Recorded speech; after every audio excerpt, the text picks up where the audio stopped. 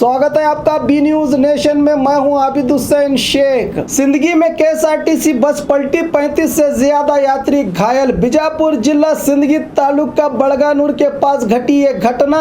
बड़गानूर से सिंदगी जा रही केएसआरटीसी बस चालक की लापरवाही से पलटी हो गई, जिसके चलते बस में सवार 35 से ज्यादा यात्रियों को चोटें आई हैं। बस में फंसे हुए यात्रियों को निकाला जा रहा है। मामला सिंदगी पुलिस थाने में हुआ है दाखिल।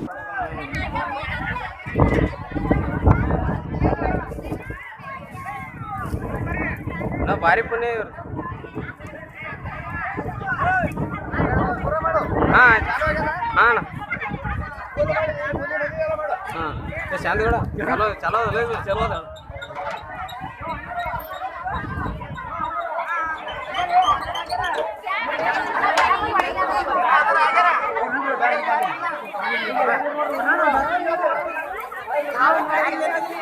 ಯಾರಿಗೇನಾಗಿಲ್ರಿ